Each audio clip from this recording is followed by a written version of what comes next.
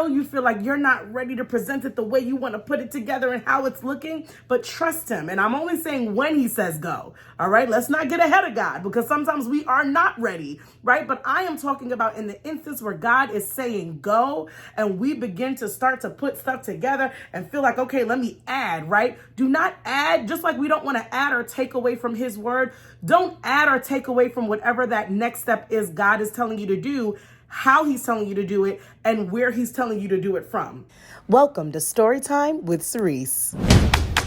Preview.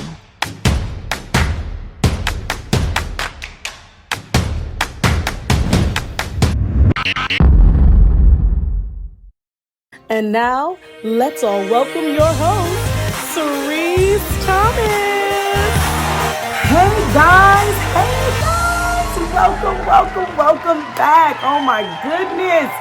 It's been too long. I feel like it's been almost a month and a half since I've been on here with Saturday Storytime with Sirece. But I'm here, all right? I'm not giving up, still just adjusting to the life of mom of two and all the things, new schedules, new responsibilities, and just pacing myself, right? And there's a time where I just wanted to pause, because when I come on here with these story times with Sirece, I want to be very intentional that anything that I say is God breathed and God inspired, right? I don't want to just come on here with any old topic, and sometimes I really just need to wait and make sure that I am receiving what I need to receive from God to move forward with any word of encouragement that he has given me to share. And so I want to come back here this time, funny enough and ironically, talking about when God says go. Because many times when God tells us to go, or he gives us the open door to move, or he finally gives us that yes, we've been waiting for, we begin to prepare and we begin to kind of get all the things together that we feel we need to step out. And many times that will actually delay us. And sometimes it will actually make the thing that he asked us to do look a little differently, because we start to build and prepare, and then we get our own ideas. And then sometimes we get into our own head, right? When God says go, we need to learn how to move and move swiftly, okay? When we've been praying on something and we know we've been leaning on him and relying on him and waiting on him, and he says go, you need to move right where you are. I want to just encourage you today that whatever you've been called to do, many times God wants us to minister straight from the journey and not the destination. We always wait to get to a place, right? Almost not necessarily a place of perfection, because we'll never really get there here on earth. But many times we wait to minister from a place or take the next step when we feel like we've got it all together or we've got the confidence. It makes me think about Moses when God asked him to go and speak and go to tell Pharaoh to let my people go. He was just like, hold up. I have a speech impediment. I don't like the way I speak. I'm not confident here. I don't really think. And God was just like, listen.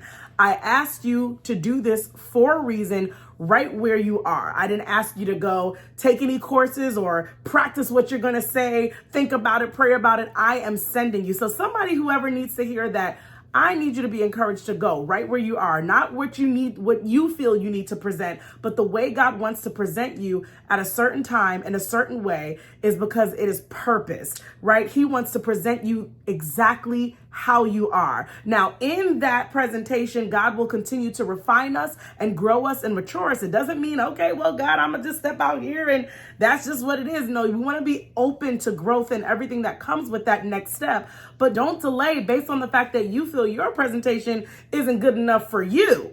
Okay, you don't feel you're ready, and that's your personal issue, right?